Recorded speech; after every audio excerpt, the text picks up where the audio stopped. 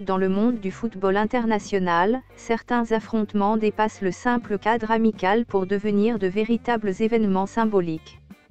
Le duel entre le Sénégal et le Brésil en fait partie. Plus qu'un match, c'est une confrontation entre deux visions du football, deux traditions, deux continents.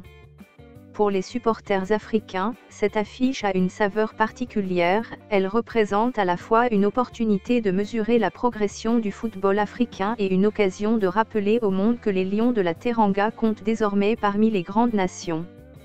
Dans ce nouveau format signé 100% Foot Afrique, nous vous proposons une immersion totale dans les enjeux, la préparation, les dynamiques internes, l'histoire de cette affiche et les perspectives futures. Le premier volet de cette analyse concerne le contexte et les enjeux. Pourquoi ce match a-t-il été programmé ? Pour le Brésil, il s'agit d'un moment décisif dans leur cycle de préparation vers la Coupe du Monde 2026. Après une période d'instabilité marquée par une succession de résultats mitigés, la Seleção cherche à se reconstruire sur de nouvelles bases. Affronter le Sénégal, champion d'Afrique, est un véritable test de solidité et une opportunité d'évaluer l'équipe face à un adversaire puissant, discipliné et doté d'individualités de haut niveau. Pour le Sénégal, l'enjeu est double, continuer de s'affirmer comme une force majeure du football mondial et préparer avec sérieux la CAN 2025. Ce type d'affiche prestigieuse permet également d'observer la capacité du groupe à rivaliser contre les plus grandes équipes du monde. La deuxième partie porte sur la préparation des équipes, notamment celle des Lions, qui ont posé leurs valises à Londres.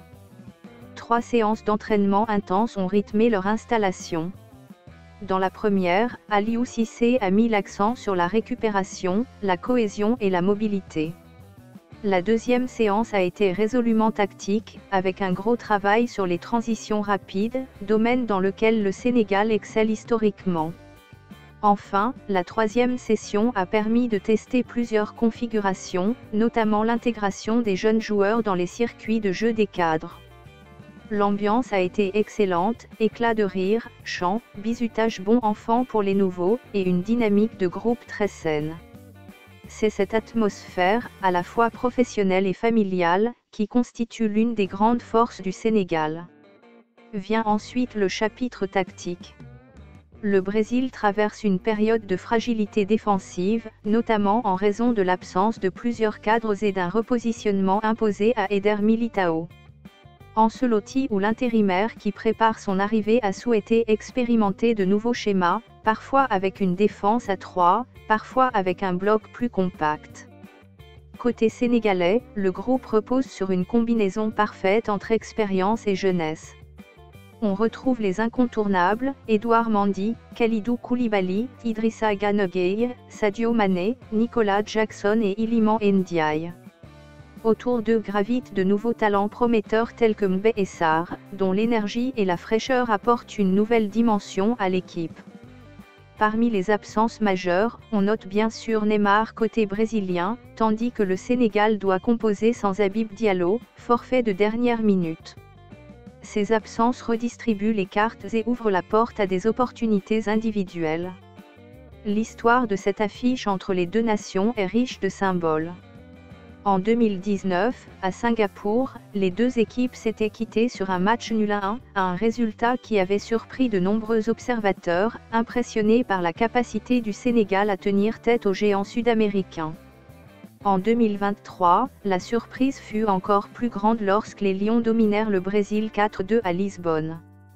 Cette victoire historique avait résonné dans toute l'Afrique, confirmant que le Sénégal n'était pas seulement une grande nation continentale, mais aussi un adversaire crédible face aux meilleures équipes du monde. Pour le Brésil, cette nouvelle confrontation porte la symbolique d'une revanche. Pour le Sénégal, c'est l'occasion de confirmer sa montée en puissance et d'affirmer à nouveau son statut. Sur le plan individuel, plusieurs dynamiques méritent d'être soulignées.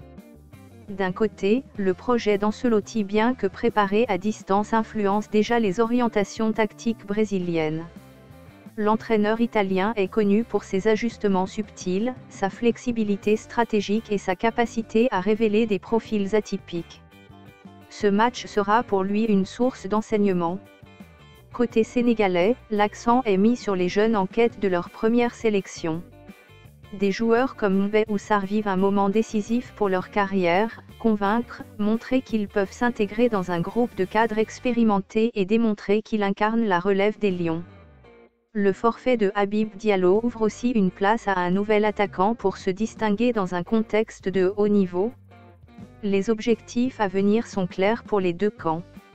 Le Sénégal prépare une CAN 2025 où il veut retrouver le sommet. Déjà titré en 2022, les Lions veulent reconstruire un groupe encore plus solide, mêlant rigueur défensive, créativité offensive et profondeur de banc. Les matchs de ce calibre renforcent leur confiance et révèlent les ajustements à opérer. Pour le Brésil, le défi est encore plus large, ils doivent redevenir compétitifs à l'échelle mondiale. La Coupe du Monde 2026 sera un moment crucial, et cette nouvelle génération brésilienne doit prouver qu'elle peut succéder aux légendes passées. Les tests contre les équipes africaines s'inscrivent dans un plan stratégique de diversité tactique.